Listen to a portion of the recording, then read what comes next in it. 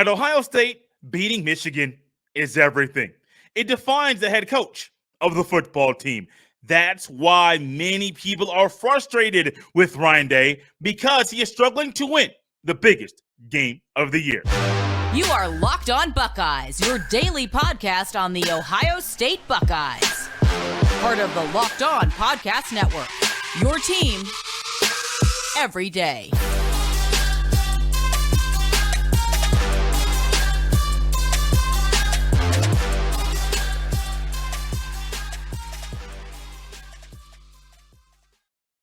What is up, Buckeye fans? Welcome back to another episode of Locked On Buckeyes for the Locked On Podcast Network. I'm your host, Jay Stevens, also the host of the Jay Stevens Podcast. It is Tuesday, November 29th in the year 2022, and this episode is brought to you by Omaha Steaks. Omaha Steaks is a great gift from the heart. A gift that will be remembered with every unforgettable bite. Order with complete confidence today, knowing you're ordering the very best. Visit omahasteaks.com. Use promo code LOCKEDON at checkout to get that extra $30 off your order. During this episode, we will discuss one confusing thing about Ohio State's offense, and with the CFP coming out with the new rankings tonight, I will unveil where I think Ohio State will land in tonight's college football playoff rankings.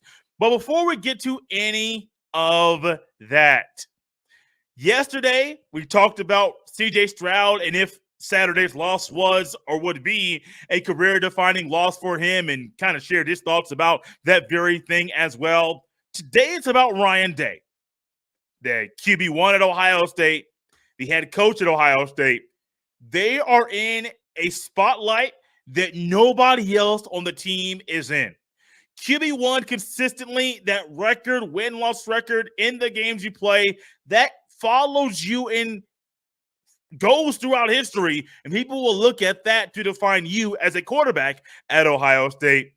It's even more that way for the head coach of the football team, because we not only look at the win-loss record in that game, win-loss record in a career, in Big Ten championship games, in Big Ten games, overall win-loss record. Your win-loss record, your winning percentage is literally everything as a head coach. If you are not successful, if you start losing games, you can be on the outside of the program looking for a new job. I'm not one saying Ryan Day should be fired. I will not go there right now, but I will say this.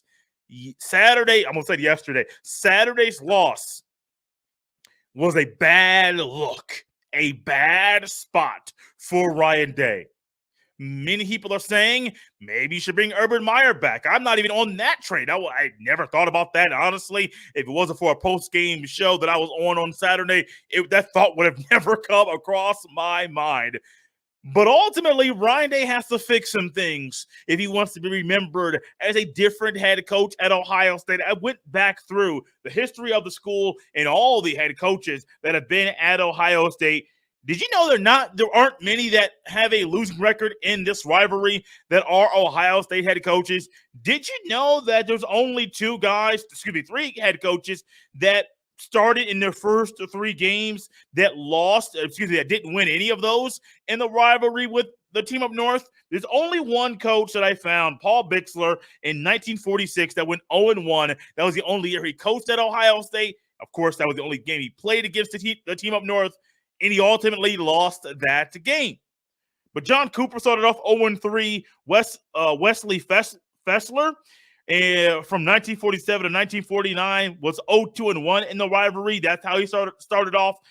And then Woody Hayes, the legendary Woody Hayes, from 1951 to 1953, went 1-2, had 2 shutouts in those games that he lost. So it wasn't like Woody Hayes started off in a great way either. But Ryan Day's teams aren't prepared. Ryan Day's teams, they don't adjust in this game. It's like we have this game plan. If it doesn't work, we don't try to get a plan B, C, D, or E. We just roll out with what we have right now. That's confusing. And yes, this rivalry as the head coach, if you don't win this, It can be a career-defining moment or moments for you. Now, I will not say Saturday's loss over Ryan Day's career, and I don't think he's going to be fired. I don't think Ryan Day is going to be out after next year. I will not say Saturday's loss will define him over the long haul. But if he doesn't change things, if he doesn't change, maybe it's the quarterback, maybe it's the coaching, I don't know. But if things don't change and it's loss after loss after loss after loss, ultimately, I don't think it'll get to that many losses as I just said. But that loss could start to define you as a coach and say, you lost 1 year. Ultimately, you came back the next year and got beat worse than you did the previous year. And yet lost, the second loss in a row, came at home. Those types of things will and can define you as a coach.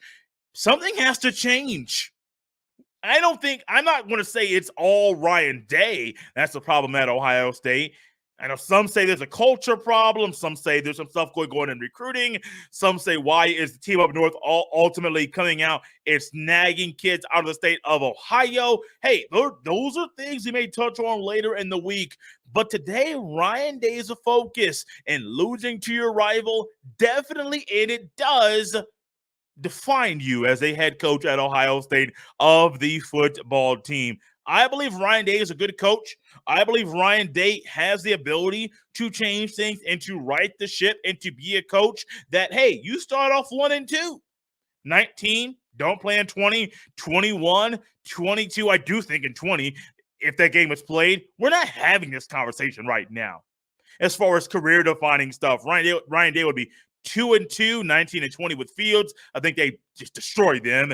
And ultimately, last year's game might be a little bit different if Ohio State's coming off of a win and the team up north is coming off of a loss. Ultimately, some say the canceled game in 2020 reset the rivalry. No, I don't think it reset it. Ultimately, last year's loss and this year's loss, you can say it reset the rivalry and set the trajectory and gave the team up north more confidence because something is going on with Ryan Day in these big games where the team just isn't prepared. They're not disciplined. And ultimately, this year, you're losing that game. Losing that against that team year after year after year, or even having a losing record against that team year after year after year does and will define you as a head football coach. But I also will say this. I am not ready to throw the towel in and say, Ryan Day, get him out, bring somebody else in. Ryan Day is a good coach. Year 1 under Jim Knowles, you know there's going to be some issues. Year 2, year 3, I do expect this defense to be better. And I'm not ready to say Ohio State wins next year, but we got to wait and see what happens in the offseason to properly analyze and determine what we think and predict what will happen next year when these two teams battle it out next year in Ann Arbor. But until then, your Ryan Day is 1-2 against the team up north. That's not a good look. And I understand why people are frustrated, and they have a reason to be frustrated with how Ohio State has looked against their rival in 2021 and also in 2022. There's also something confusing that frustrates me about this team, and it's about the offense. What is it? You guys might see the same thing. I can't let the cat out the bag just yet. We'll discuss that next right here on Locked on Buckeyes. This episode is brought to you by Omaha Steaks. The holidays are here. Achieve gifting greatness when you give the gift of perfectly aged, tender, and delicious Omaha Steaks. The steak experts at Omaha Steaks have put together special curated gift packages to help take the guesswork out of gifting and make you a holiday hero. Go to omahasteaks.com and use promo code LOCKEDON at checkout to get $30 off your order. Send an assortment of mouth-watering favorites guaranteed to impress, like the legendary Butcher's Cut Filet Mignon, air-chilled boneless chicken, ultra-juicy burgers, and even easy-to-prepare comfort meals that are ready in a flash. Omaha Steaks is ready to ship to your door right away, and shop early and beat the shipping rush. Omaha Steaks has everything you need to give a gift that's simply perfect. Gift like Perfectly aged tender steaks, juicy burgers, decadent desserts, and classic comfort meals. A gourmet gift from Omaha Steaks is a gift from the heart, a gift that they'll remember with every unforgettable bite. Plus, with this special radio offer, get $30 off your order. There's a minimum order that's required. Shop early and beat the shipping rush. Whether you're shopping for friends, family, colleagues, or yourself, every order is backed by their unconditional money back guarantee. Thank you for making Locked On Buckeyes your first listen. For your next listen, check out the Locked On Sports Today podcast. The biggest stories of the day, plus instant reactions, big game recaps, and the take of the day. Available on the Odyssey app, YouTube, and wherever you get your fine podcast. So I have been kind of trying to wrap my head around something going on with this offense. We have seen Ryan Day wants to be pass happy. That wasn't just in 2018 with Dwayne Haskins. The past few years, you can quickly see Ryan Day wants to run more of a wide open, more of an air raid style of offense. Of course, Emeka Egbuka, cased over at tight end, can get that done. Marvin Harrison Jr. can get that done. Julian Fleming in a flash, in a moment. He can be that guy as well. But he wants to be a pass-happy, pass-heavy offense. He also has some talented running backs. There's also a tendency to not stick with what works. Now, sometimes the air raid and the pass-happy offense works, and that's what you can utilize to attack the defense that you're going up against. Sometimes you could go to the tight end more. Sometimes you can go to the running back, but you should always do what the defense is allowing you to do and dictate the pace based off of their errors, in their planning, the holes in their preparation, and ultimately their deficiencies while they're on the field. Attack those consistently. But also as a coach, an offensive-minded coach, might I add, you need to just stick with what works. And Saturday was another sign that for some reason, Ohio State is not sticking with what works and ultimately sticking with who works. Now, I did see via 11 Warriors, they do their snap counts and they put that article out every week. And I read it this week. Don't normally check that out weekly, but I did this week. And I got to give them credit. I think Dan Hope, the deputy editor of that site, ended up putting this out. I don't know if he was the one whose name was at the top of the article this time. But when looking at it, I saw this was the first time Ohio State did not use their Bison package, which ultimately is Josh Fryer coming in, being a sixth offensive lineman, lining up at tight end number 41. This time, due to Matt Jones' injury, Enoch Vamahi got the start. Josh Fryer ended up getting the bulk of the snaps at right guard. But at no time did they not use a formula that has worked for them this year. The Bison package. Didn't know the name of that until recently, but here we are, the Bison package. 6 offensive linemen, Josh Fryer at tight end. You could have easily utilized Enoch Vamahi. With him starting on the first drive, things looked pretty good with him at right guard. Didn't do it. Another thing that didn't happen over the weekend. Can anybody explain to me the snap counts and why certain people didn't get touches? Now, granted, I would not even try to entertain the Down Hayden thing. I will. I got time. I thought Down Hayden should have at least got a chance, but ultimately that was going into the game. Chip Trainum came in and looked good. The ball moved. 14 carries, 83 rushing yards, averaging almost 6 yards a carry. I mean, he did his job. Very, very well. Why didn't they stick with him? Why did you keep giving him the ball? Why is it that you try to do these bubble screens or smoke screens or quick screens, whatever you want to call them, that consistently don't work? I understand it can be an extension of your running game, but why? They're not needed. Another thing, why in the world are you trying to run a sweep out of shotgun? Make it make sense. Another thing, stick with what works. You know what works in the red zone? Ryan Day has this in his bag, doesn't use it often. But why in the world are you in shotgun when it's 3rd and 5, or you're 3rd and goal to go situations, and ultimately you could be 3-yard line, 5-yard line, 6-yard line.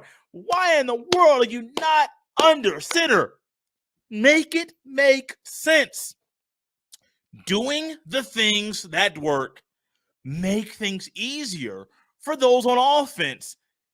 It helps you stay on script. And we have seen with this offense, especially this year, when they get off script, things don't go well. Justin Fields was able to overcome some things when he didn't get off script. Now, granted, you've been able to say Jalen happened on the 1st and 35. Well, it was G. Scott Jr. Penalty, which, I don't know why he consistently is in the game.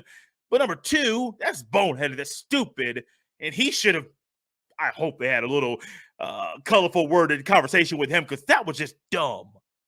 But also, you had a holding penalty, Donovan Jackson, and both penalties were enforced on that drive.